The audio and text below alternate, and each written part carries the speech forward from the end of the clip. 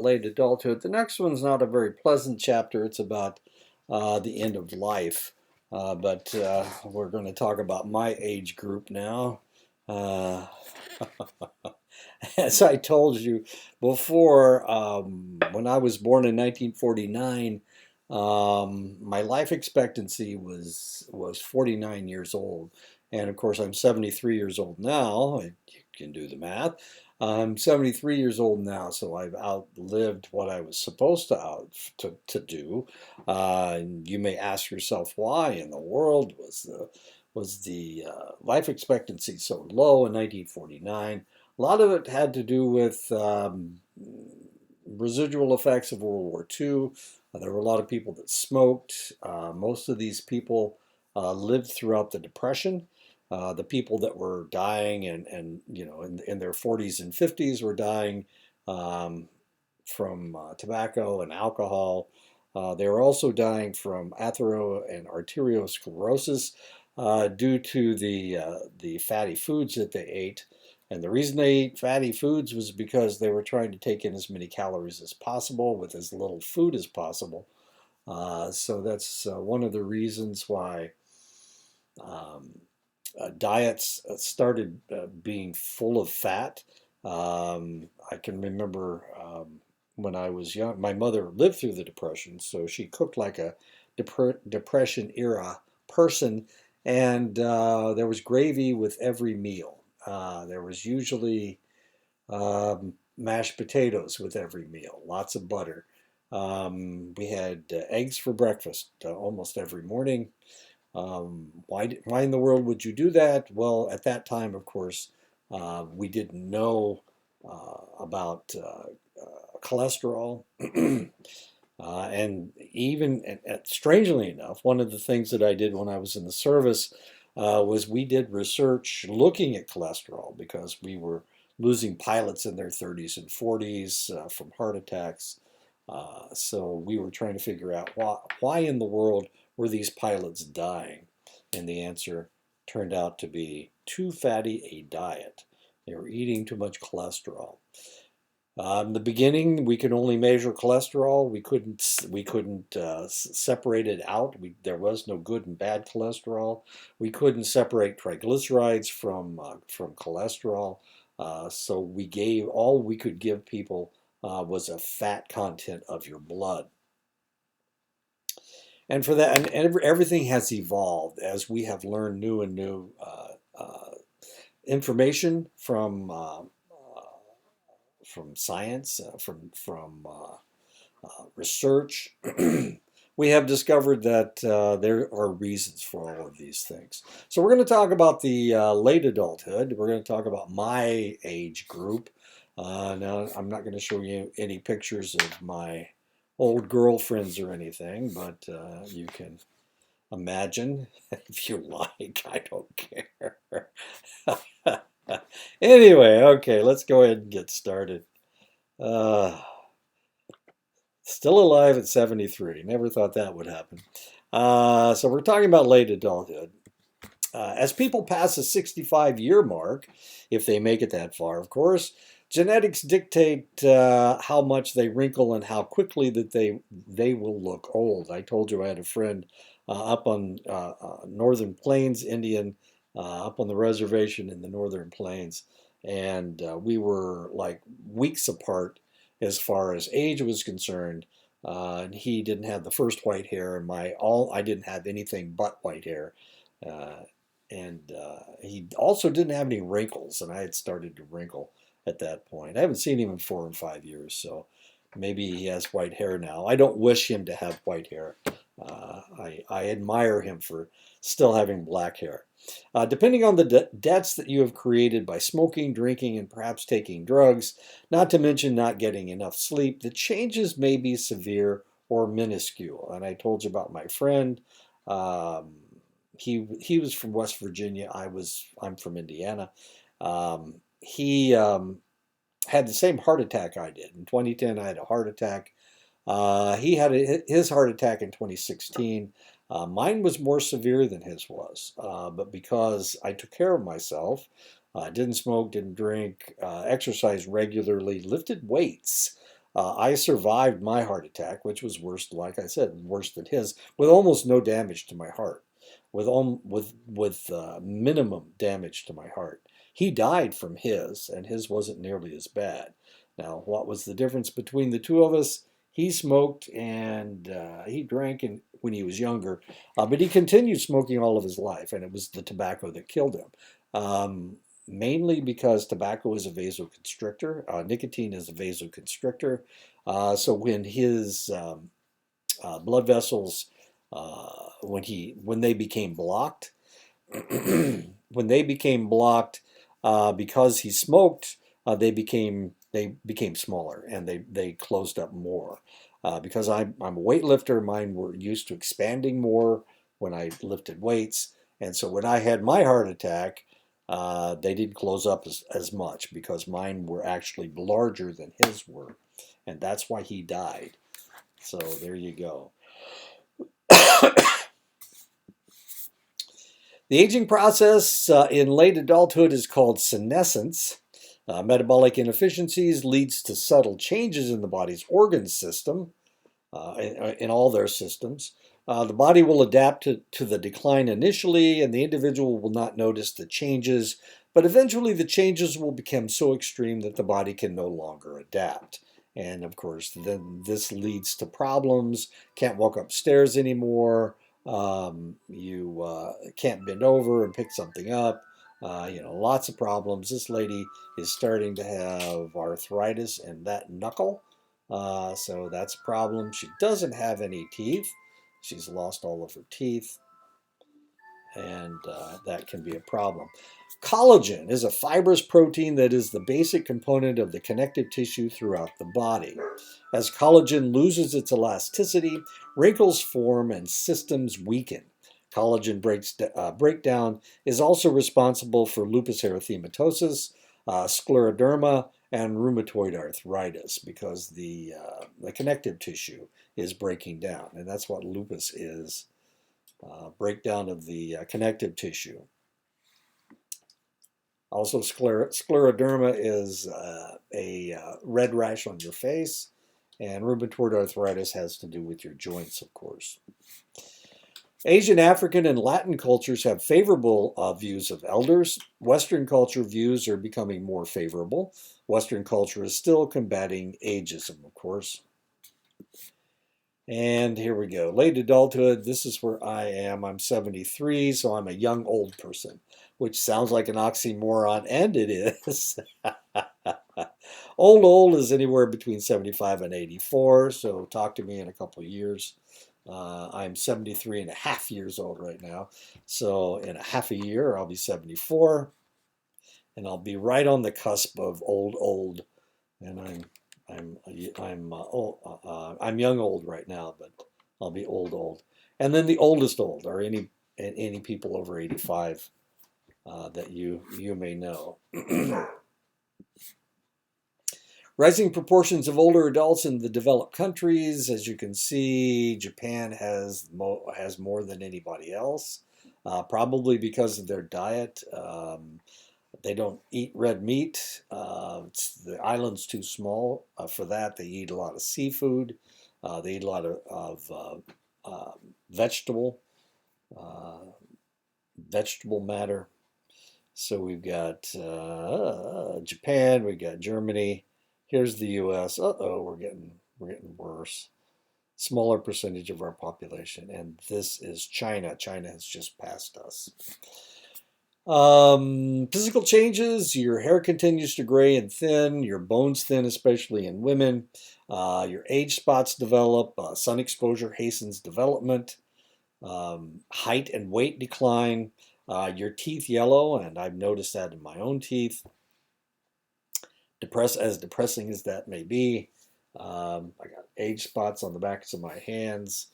I used to play a lot of softball, and by golly, they left sunspots all over my hands, my forehead.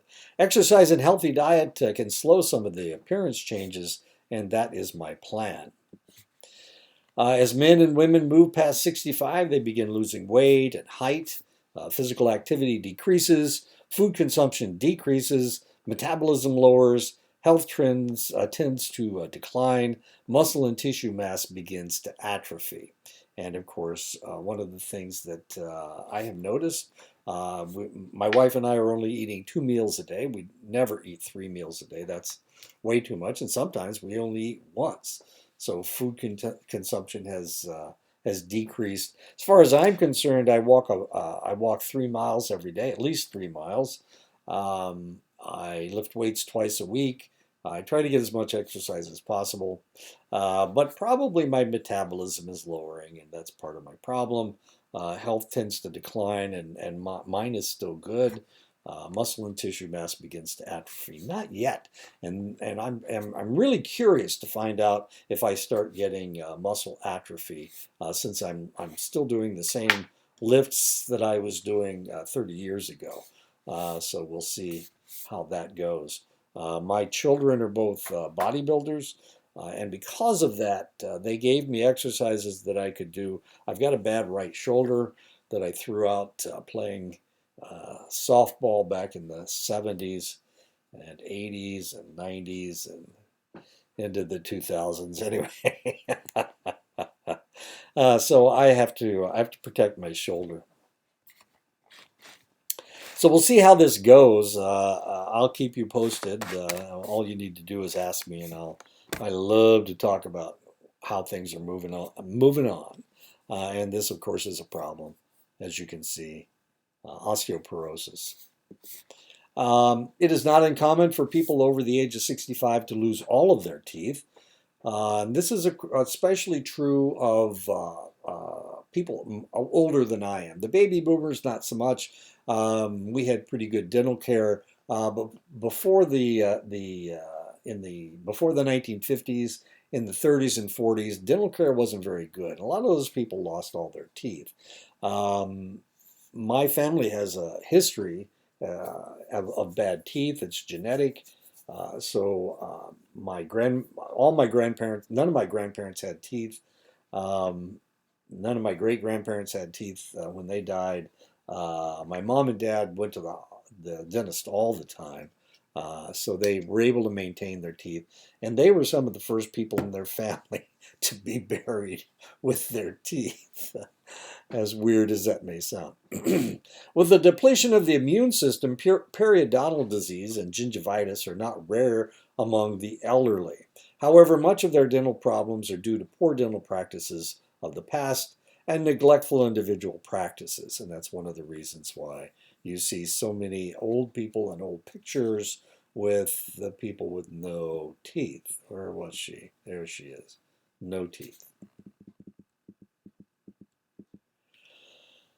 In old age, muscles atrophy and bones become brittle. Muscle elasticity is reduced, causing stiffness. If the individual suffers from osteoporosis, scoliosis, which is an S curve of the spine, this is scoliosis, and kyphosis, humpback posture, this is kyphosis. Posture problems are sometimes the result. And there you go. A kyphotic sky, kyphosis. Excuse me. Normal spine is what you're supposed to look like. And you're supposed to stand up like this, not like this. Kyphosis and scoliosis.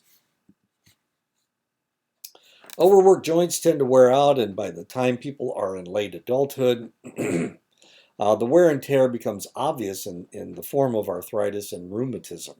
If the joint degenerates too much, it might have to be replaced, but only major joints like knees and hips get replaced. You can't replace, I don't think you can replace shoulders. That's really kind of interesting. My wife's cousin was here. Her family genetically has problems with their joints. Her cousin has two artificial knees, and my wife has two artificial hips. So it was interesting to watch them walking. They walked fairly slowly, and it's mainly because they had both of them have both of their legs are they have artificial structures in each of their legs. Another joint problem is gout. This is something that I have. Gout is caused by a metabolic disorder that allows uric acid crystals to form in joints. Gout can form anywhere, but is normally found in the feet or ankles. It is most commonly found in the joint of the big toe, and this is what gout looks like. This is what I would have if I wasn't told that I needed to stay away from certain foods, and I have tried to stay away from those foods.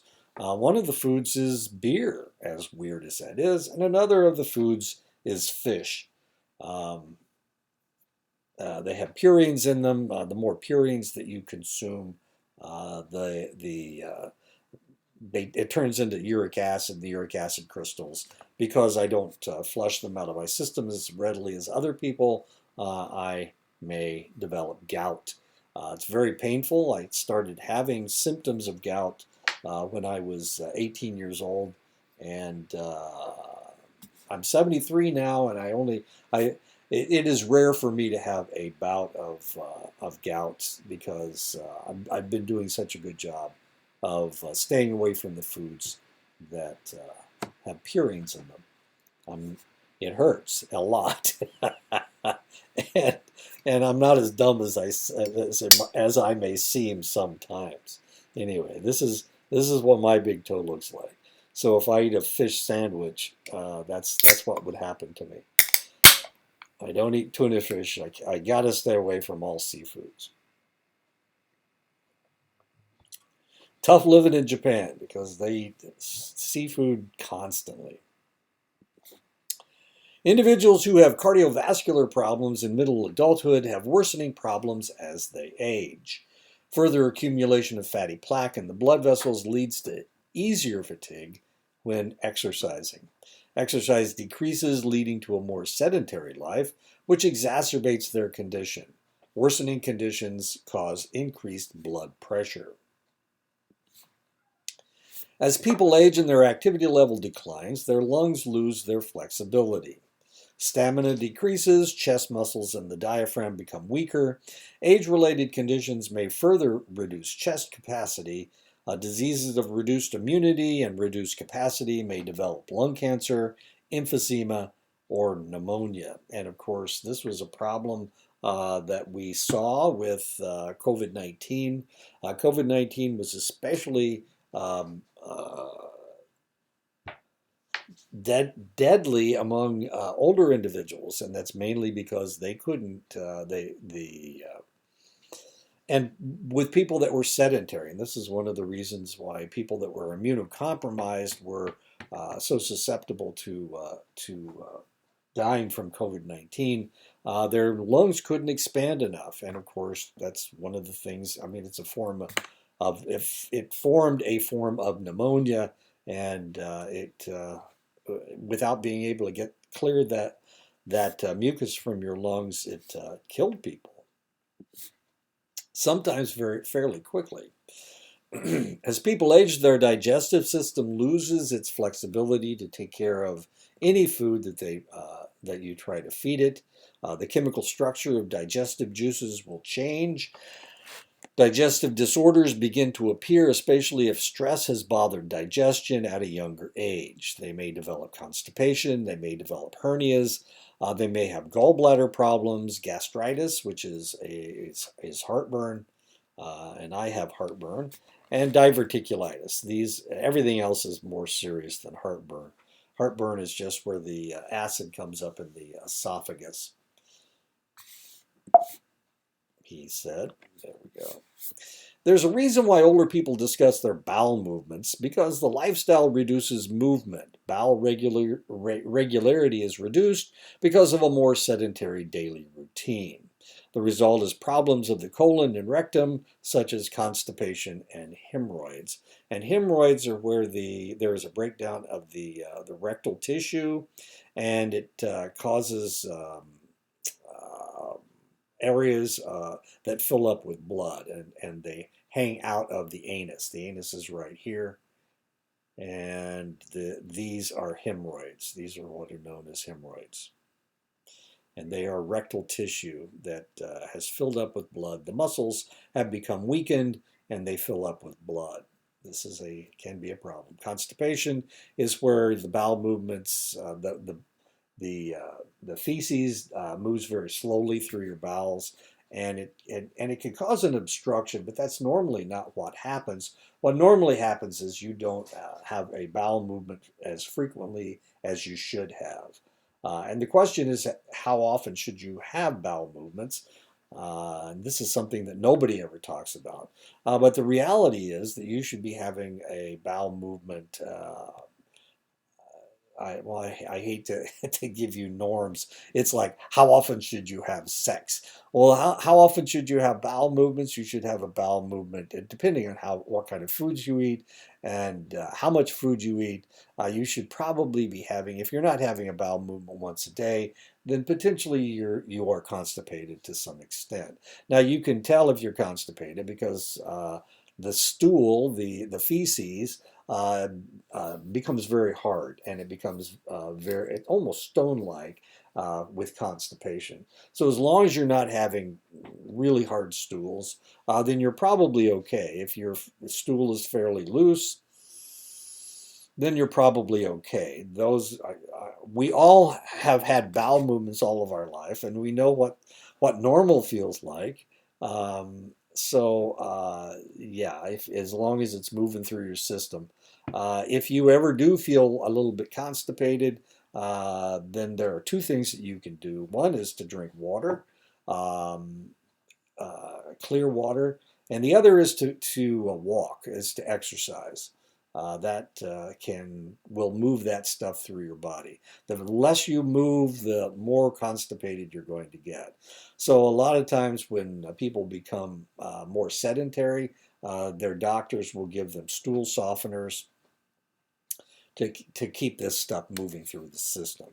So once a day, if I knew an individual that said that you should be having a bowel movement after every meal. That's what they said. And I was thinking, that's a bit much, isn't it? But maybe not for them. So, everybody has their own norms, and everybody has their own lifestyle. So, if you ever have this problem, then I would suggest drinking water and don't drink alcoholic beverages. Alcoholic beverages take water out of your system, so don't do that. You can drink just about anything. Soda will do the same thing. So what you need to do, of course, is to drink water and to walk or exercise. That should help that stuff move through your system. I had a sister that was chronically constipated, and the reason is because she was so sedentary. She just didn't walk. She didn't believe in it.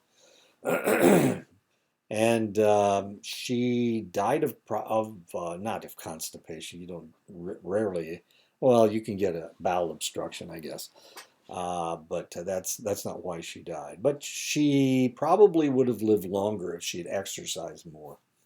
So, and um, before she died, she started having some fairly lucid conversations about this kind of stuff. And she said nobody ever told me how often I was supposed to poop, so I was only pooping once or twice a week, and she thought that was normal enough. If you're only having bowel movements once or twice a week, then that ain't enough. You need to do something to get that run that poison. That's toxins. That solid material is toxins, and it'll mess you up if it sits in there too long because it's poison. That's why it's being expelled from your body. If it was something functional, if it was something good, you would use it. Your body would use it for something. The concept of high and low fiber hasn't been around for very long.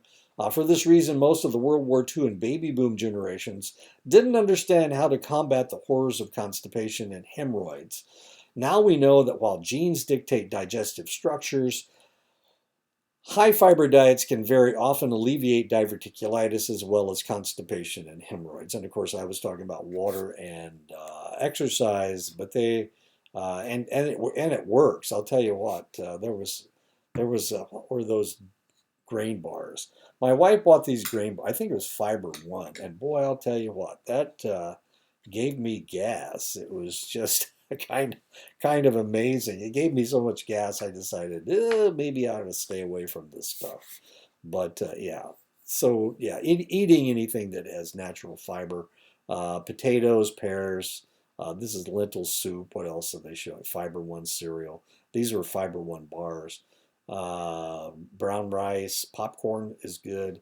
Oranges or apples, any fruits, oatmeal, and strawberries, of course. Strawberries. My grandson is a strawberry freak, and I'll tell you what, a quart of strawberries are about $5 right now, so it's pretty expensive. I think that's expensive. As people move into old age and slip into a more sedentary lifestyle, they tend to gain weight, many to the point of obesity. As connective tissue weakens, a portion of the stomach may slide up next to the esophagus, leading to indigestion, gastritis, chest pain, and difficulty swallowing. This condition is known as a hiatal hernia, and that's what it looks like. Hiatal hernias are a precursor to a lot of problems, especially digestive problems, but it can also be a precursor to heart problems.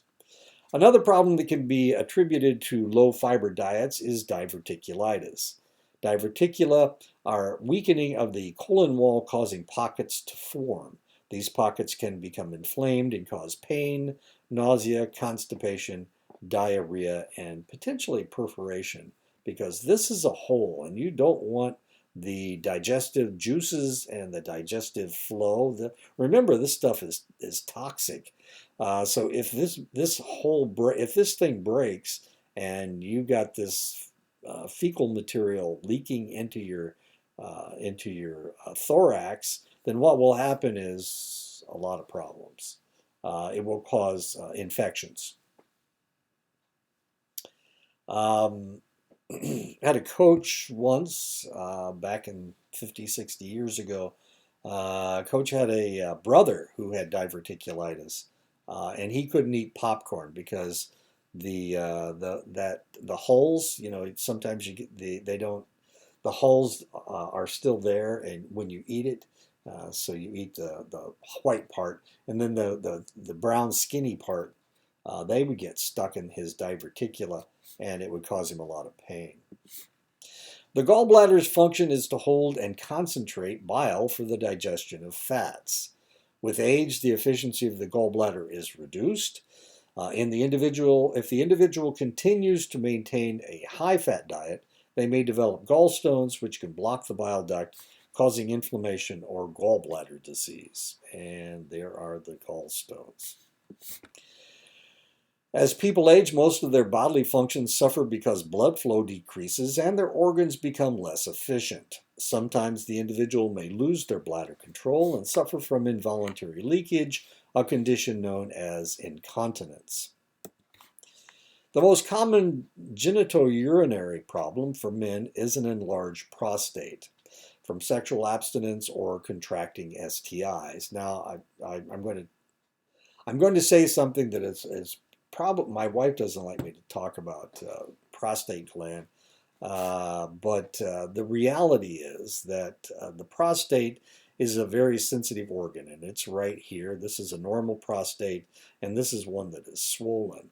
But it collects seminal fluid, and if you contract a sexually transmitted infection, it can walk its way up into your prostate. What type of infections am I talking about? I'm talking about primarily gonorrhea, but also chlamydia can cause problems. Is a sexually transmitted infection that can affect your prostate gland. Now you want this thing to be functional, because if it becomes swollen like this, then it can block off your ureter, and this is your ureter right here. So people that don't clean this thing out from time to time, individuals that don't have sex, they will have a problem with the prostate gland, because Use it or lose it is one of the problems that we have with our bodies. And the other problem, of course, is sexually transmitted infections. So that is my hint and warning to you. Prostate glands need to be cleared out from time to time through sexual intercourse, masturbation, or whatever. The prostate encircles the urethra enlargement.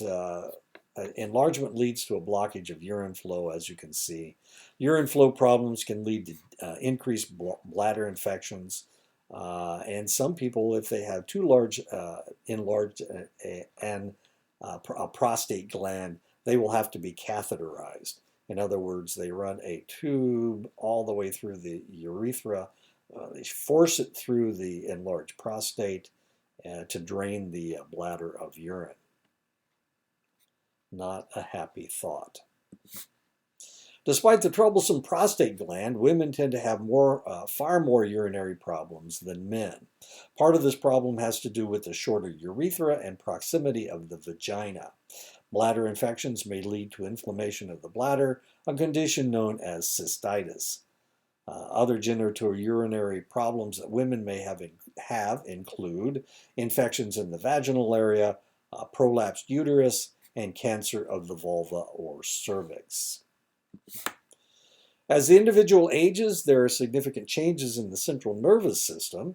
The speed of nerve cells transmission slows, brain and nerve cells diminish in number. More sedentary lifestyle leads to a decrease in oxygen transport to the brain. Reaction time decreases.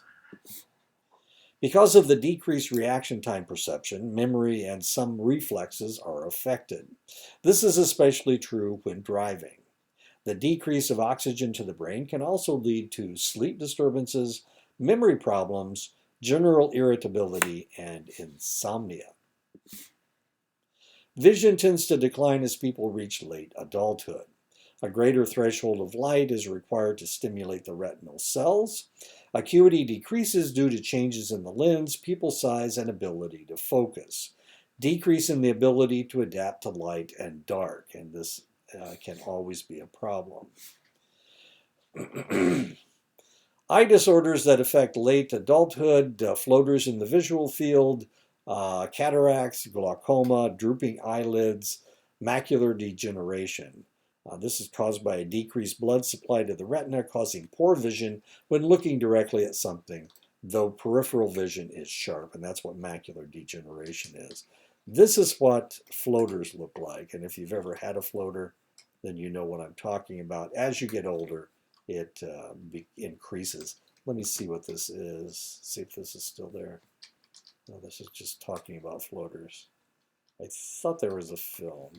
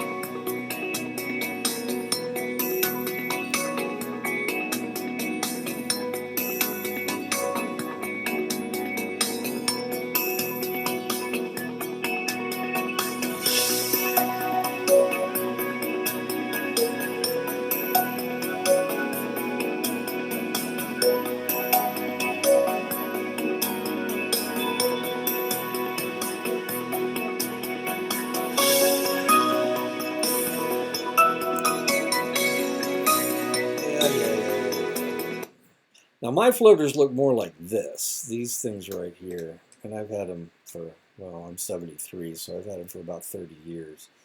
What else? I do have flashes of light from time to time, usually at the end of the semester, because I get a lot of work right at the end of the semester. Thank you very much, but that's okay.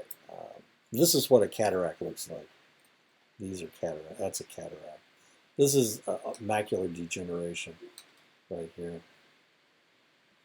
Glaucoma is increased pressure in the eyeball, and it can cause blindness because it can cause it can cause damage to the optic nerve. Anyway, yeah, that's what a cataract looks like, and this is what macular degeneration looks like, and this is what floaters look like. And there we go. Hearing is the most frequently lost sense as people age. About half of people over 65 have some degree of hearing loss. Males tend to have earlier and greater hearing losses, mostly because many jobs require being around loud noises, like explosions during the war. High frequency sounds are usually the first to go, but low frequency loss may increase as people age. And I've done this myself, held on to my ears. Oops, no, let's get that back. I'm looking for my arrow. There we go. Okay. Yeah, I do this from time to time. Especially when I'm talking to my wife. I have a hearing loss at a certain level. And the reason is because when I was working in the Air Force in the laboratory, we had centrifuges, and the centrifuges whined at a certain level. We had small ones, we had big ones. So I have hearing losses at those two levels. And sadly, my wife, as she has gotten older, her voice is getting either deeper or higher. I'm not sure which, but it's getting right to that pitch that I can't hear. So yeah, she doesn't like that when I tell her I can't hear what you're saying. It especially happens when I'm in the car and we're driving down the road. If there is if the radio's playing, radio's in between us because I'm driving and she's in the passenger seat with the radio playing. I can't hear her. I can't hear her at all. Uh, I can hear only when her voice goes deeper. For most people, their sense of taste and ability to smell decline with age. Taste declines because of the loss of taste buds, which forces the individual to over-season their food in order to improve the taste. In a like manner, the odor receptors in the nose decrease in number. This can lead to not being aware of their own odor, as well as not detecting smoke from burning food or unpleasant odors that permeate their house. Quality of sleep declines with age. Sleep less deeply, and time in light sleep increases. Sleep apnea is a common sleep problem. My wife has sleep apnea. She has to wear a CPAP device. There you go, CPAP. Psychological issues can also impair sleep, depression, anxiety, and medical conditions. Though most older individuals have one or more chronic conditions, they are in relatively good health. The most common complaints include cardiovascular disease, hypertension, arthritis, hearing impairment, cataracts, glaucoma, which is excess pressure in the eyeball, and lower back pain. And I have cardiovascular disease, hypertension, and some degree of hearing impairment, and I don't have lower back pain. Yay! Or cataracts or glaucoma. Yay! Or arthritis. Older adults are less likely to get acute illnesses, but when they do, they tend to be more severe and last longer than with younger individuals. Because of this, hospitalization occurs more frequently. Common acute diseases may lead to a weakening condition that quickly degenerates into a life-threatening illness. Exercise, diet, and health needs continue to be top priorities through late adulthood. Because food may not taste as good to them, older people may start eating less or eating less nutritious food, preferring food with a strong taste. Fluids may not have the same zing they once had, so drinking water becomes an afterthought and the individual becomes dehydrated. And this happened to my mother. She was in her 90s, and the doctor told her that she wasn't drinking enough. Her urine was too concentrated. So my mother used to sit there with a glass of water right beside her as she was watching television. And she had a favorite cat that would come and drink out of her water glass. She thought that was funny. Of course, you may be grossed out, but it's my mother's favorite cat. Because older adults have questionable eating habits, diets high in tasty fats and proteins increase a person's susceptibility to cancers. Colon cancer, uterine cancer, breast cancer, prostate cancer, kidney cancer, and pancreatic cancer. Now, there are problems. Some of these are really deadly. Prostate cancer, not so much. Kidney cancer, you can't lose, you need a kidney, at least one kidney. Breast cancer, of course, is dangerous. Uterine cancer, colon cancer, they're all dangerous. But pancreatic cancer is very often fatal. And the reason is because it blocks the duct, a duct that leads into your stomach, and that is what gets you. So pancreatic cancer has a high mortality rate. There are a number of factors that lead to poor nutrition as people get older. The loss of teeth, enjoyment of food declines because of the loss of taste and smell, fixed incomes that limit the purchase of good food, physical problems that limit shopping, forgetting to eat, loss of appetite. Because they are losing weight, older people assume they are eating a balanced diet. Strokes, referred to in medicine as cerebrovascular accidents, begin to happen with greater frequency as people get older or snort cocaine. And I can't uh, uh, express this strongly enough. People that snort cocaine, it's a vasoconstrictor, therefore it really stresses out your blood vessels, and you get a lot of hemorrhoids, hemorrhages, and it can force your circulatory system into a point of crisis.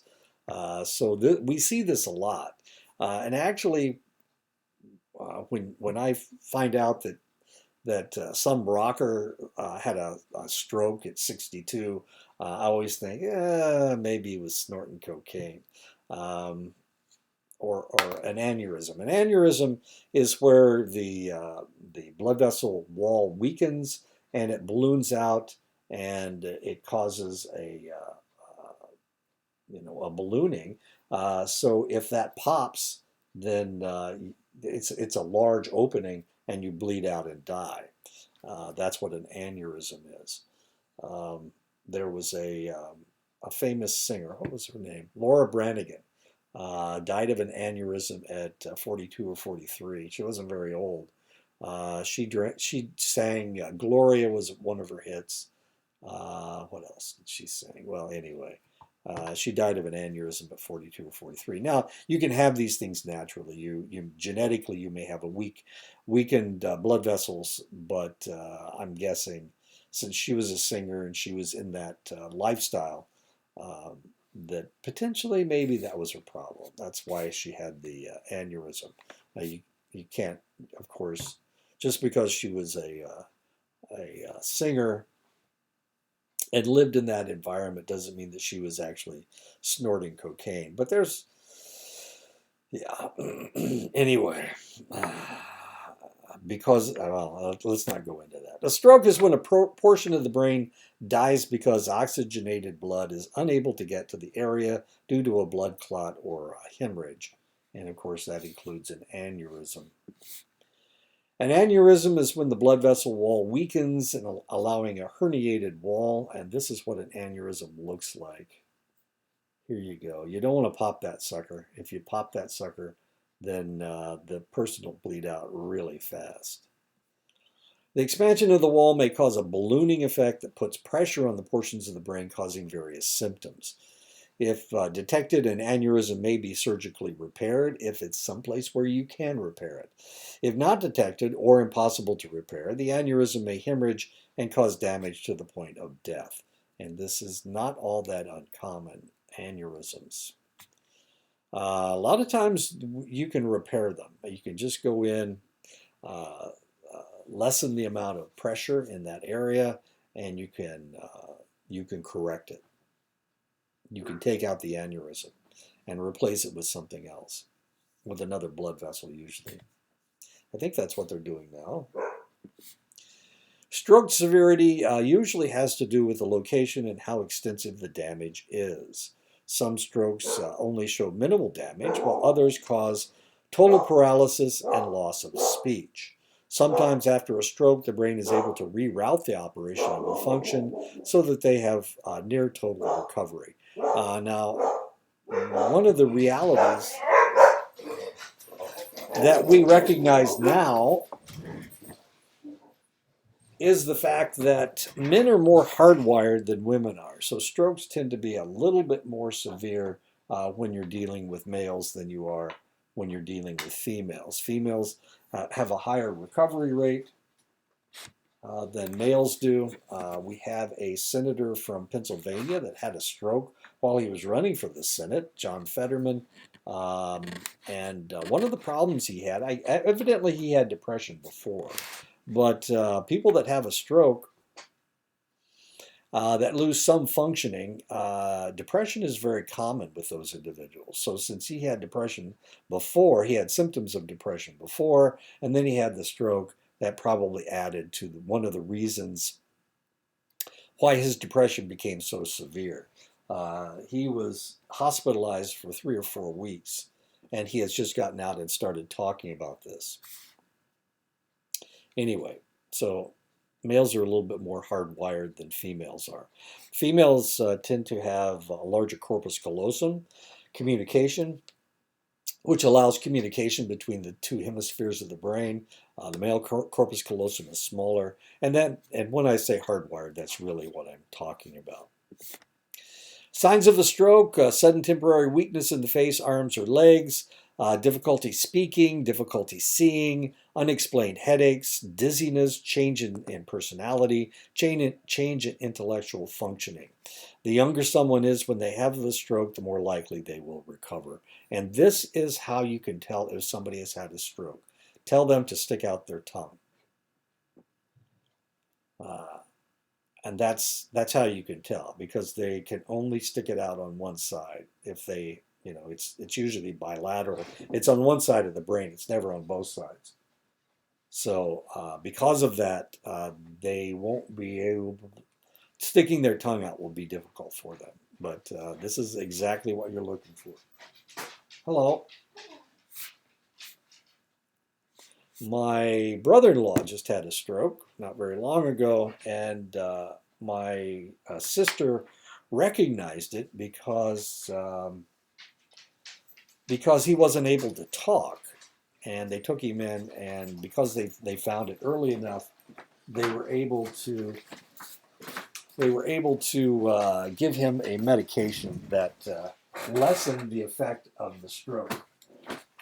And he has improved almost 100%.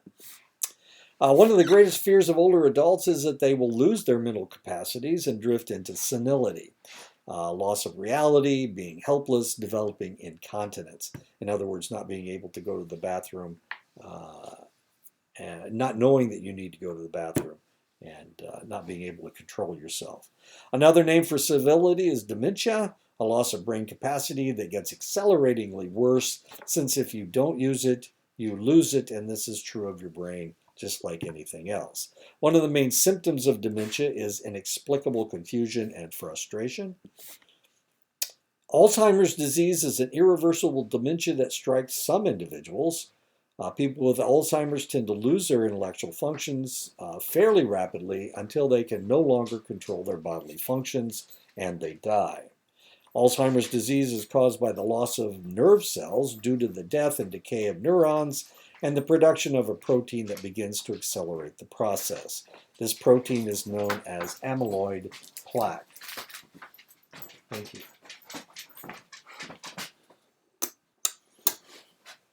Ooh, kisses from my wife. All right. That'll make me young. I'm talking about old age. Besides the buildup of amyloid plaque around the neurons, protein filaments called neurofibrillary tangles develop inside neurons and make them non-functional. When this occurs in the area of the brain that produces acetylcholine, the individual rapidly loses memory and function. Formation of amyloid plaque and neurofibrillary tangles is normal as we age. The difference between normal formation and the rapid formation in Alzheimer's seems to be the rapidity in formation and the area of the brain where the formation takes place.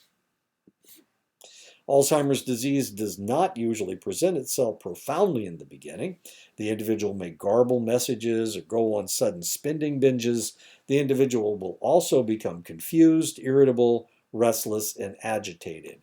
And these are the two that you need to be looking for, agitated and irritable. With impaired judgment, concentration, orientation, and speech.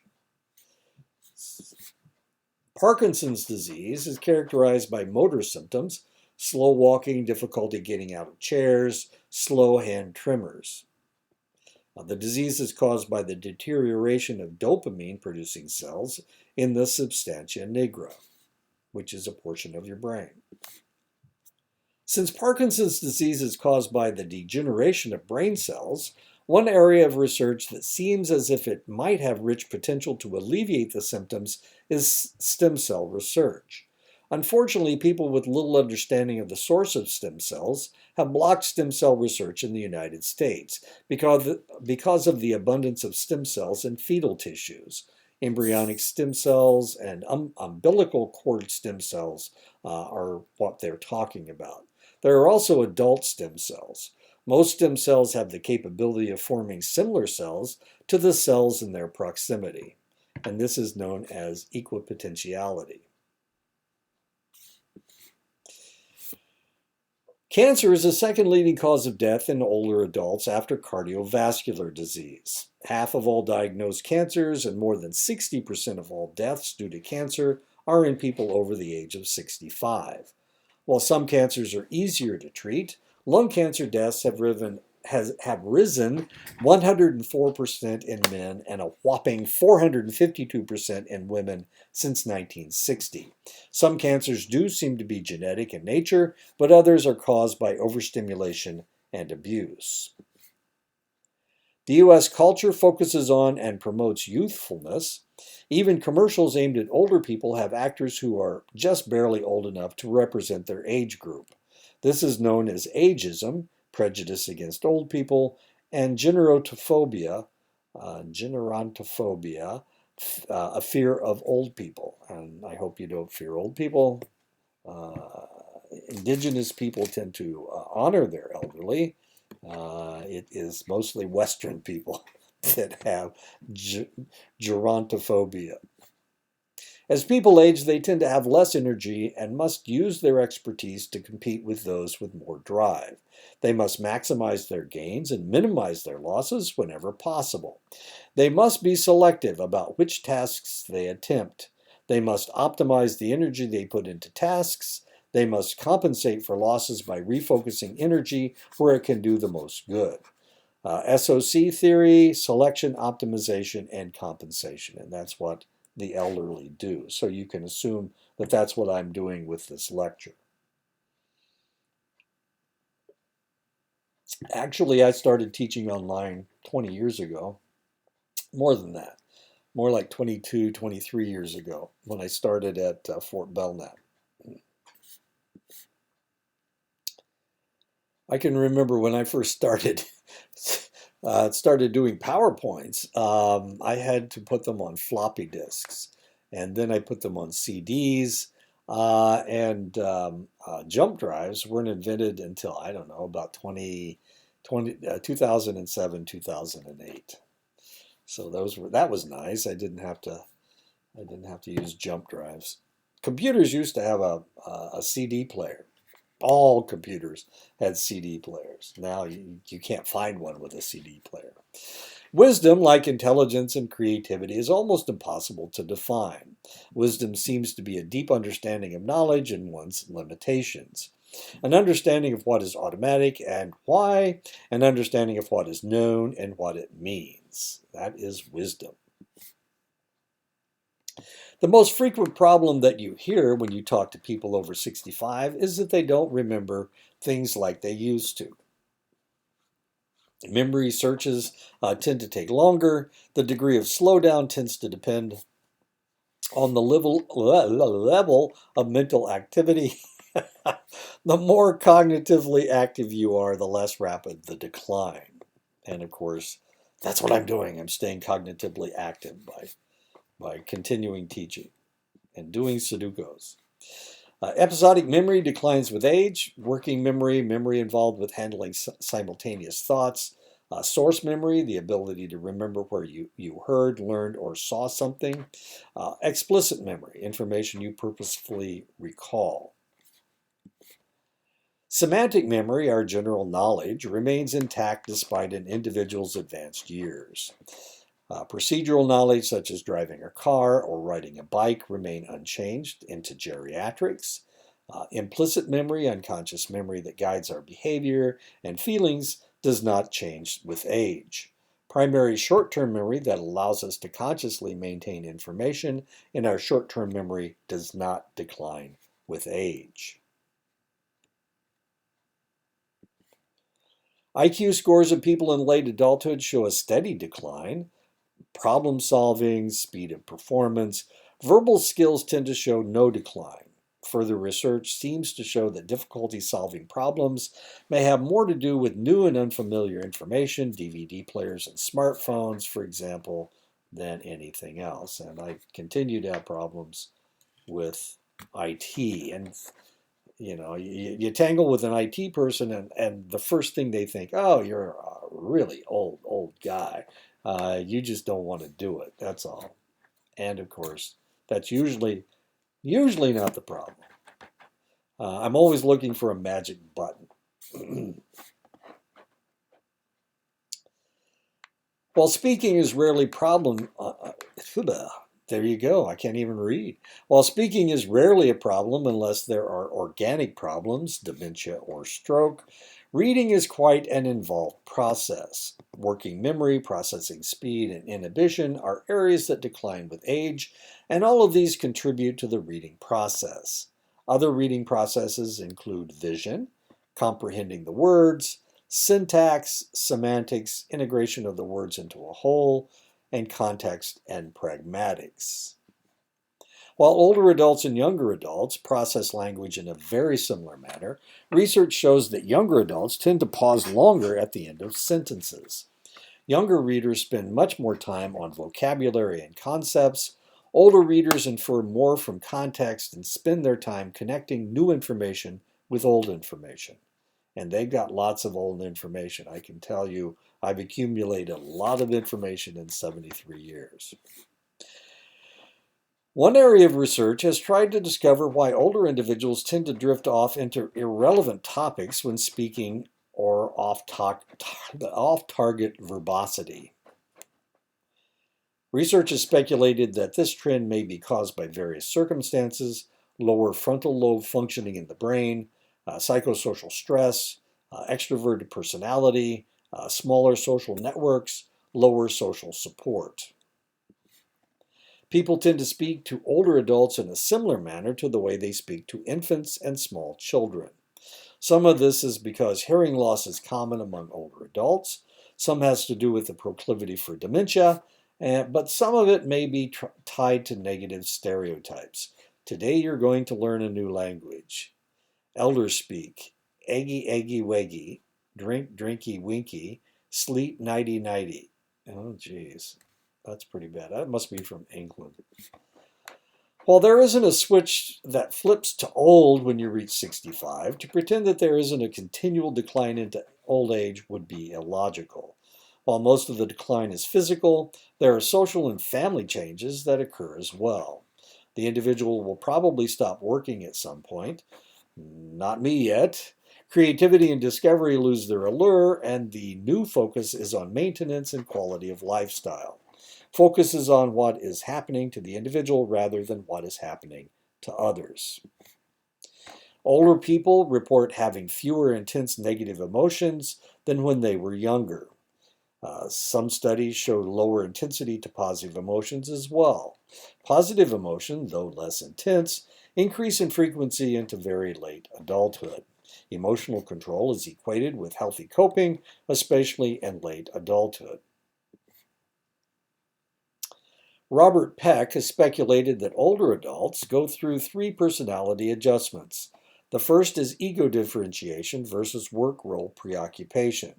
This refers to the adjustment that must be made from an individual's work role to that of retirement.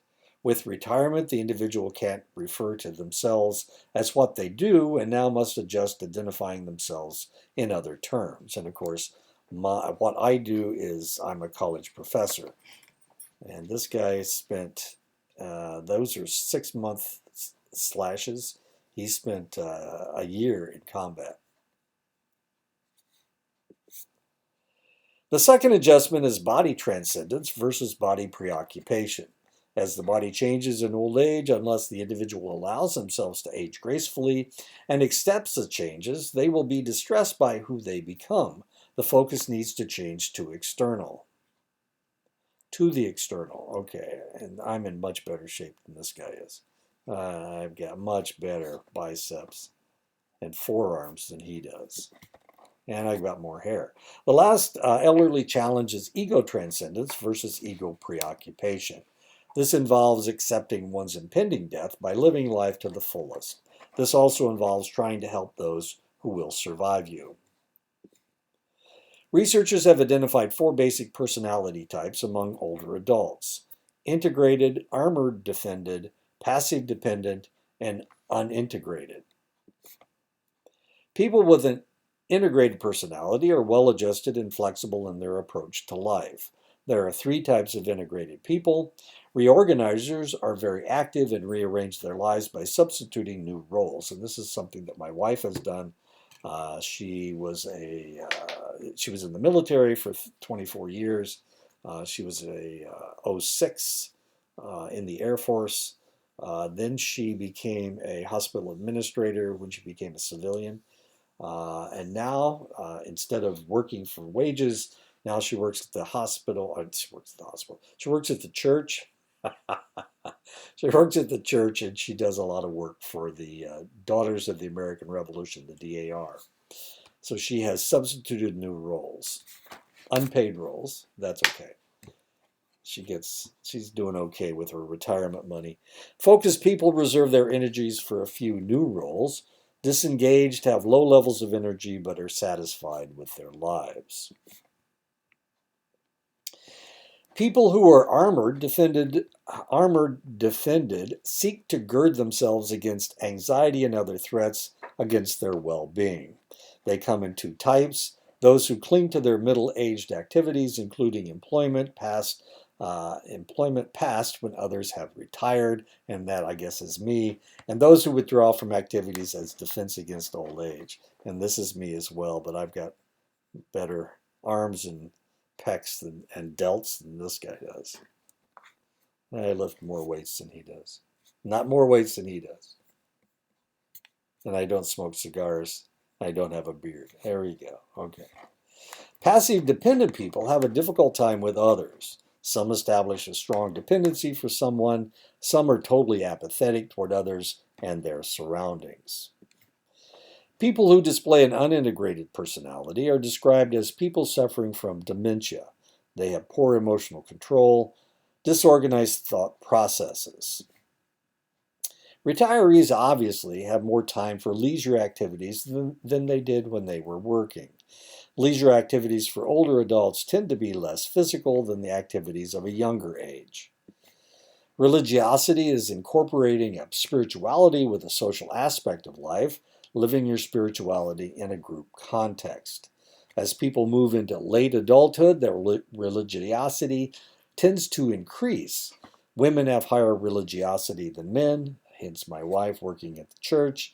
African American and Latinos have higher religiosity than European Americans.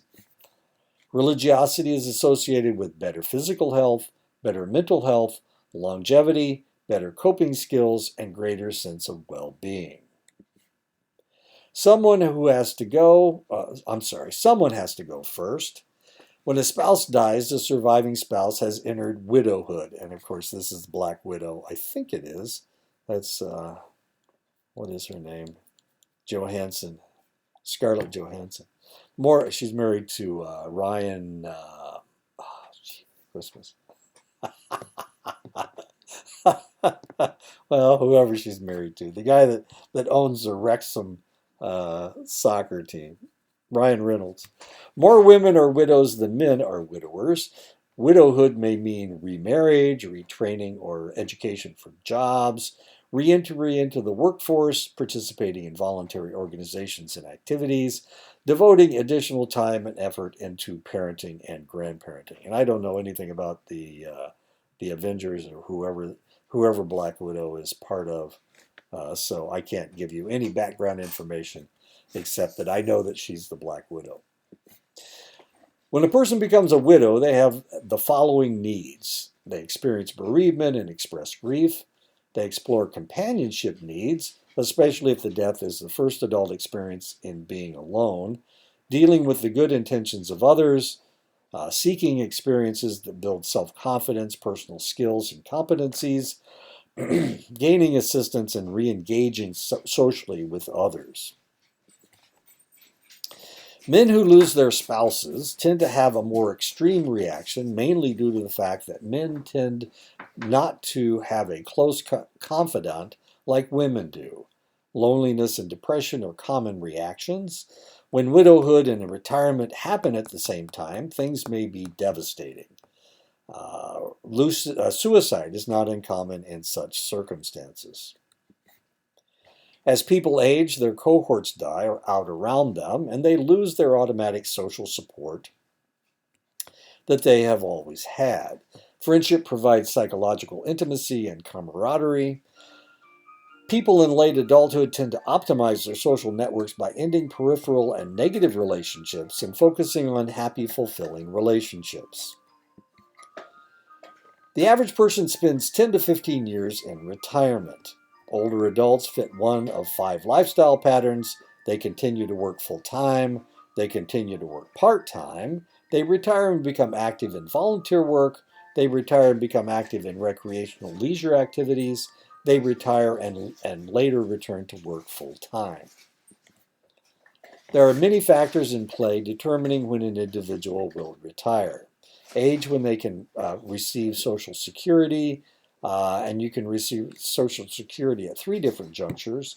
You can retire at age 62, but you only get 75% of your Social Security. You can retire at 65 and get 100%, or you can retire at 70 and get 132%. Now, I retired it at 70. You have to take Social Security at 70, at age 70, and so I did. So I'm double dipping. I'm working full time, and I'm also getting my Social Security check once a month. But I get at a higher level than I would have if I had retired at 65 or 62. Social or economic reasons force early retirement or older work needs.